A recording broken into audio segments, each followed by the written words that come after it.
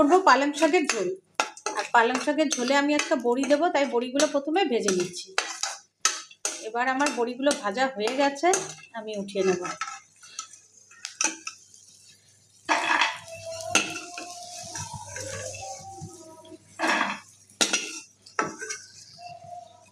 এই তেলে এবার আমি দিয়ে দেব কালো জিরা সম্বার।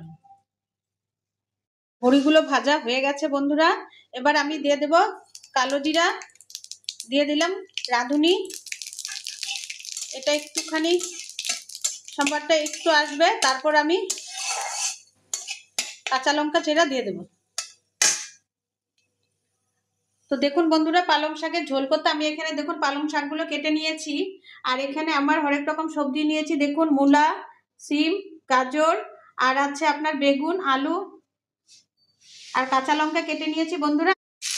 নুন হলুদ দিয়ে আমি একটু নেড়ে চেড়ে নিয়েছি বন্ধুরা। এবার আমি সামান্য জল দিয়ে আমি সবজিটাকে ঢেকে দেবো।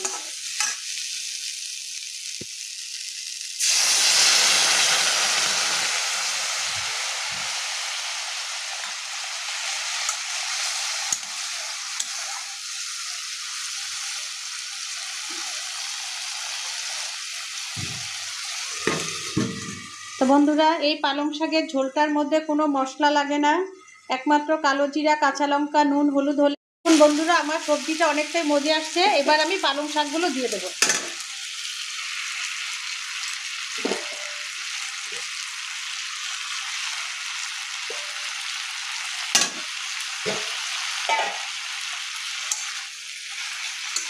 নেড়ে চেড়ে আমি আবার একটু ঢাকা দিয়ে দেবো, যাতে শাকটাও আমার সবজির সঙ্গে আর একটু মজে যায়।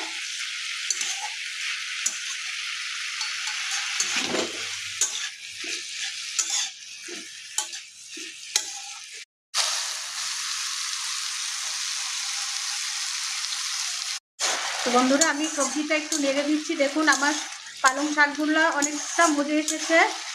এবার আমি এতে একটু মিষ্টি দিয়ে দেব। আপনারা মিষ্টিটা চাইলে দেবেন যদি খান, আর যদি না খান তাহলে না দিলেও হবে বন্ধুরা।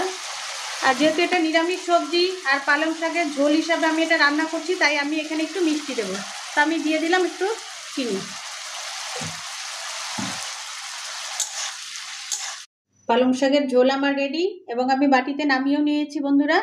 তো আজকে আমার পালং শাকের ঝোলের রেসিপিটি আপনাদের কীরকম লাগলো অবশ্যই আমাকে কমেন্টে জানাবেন।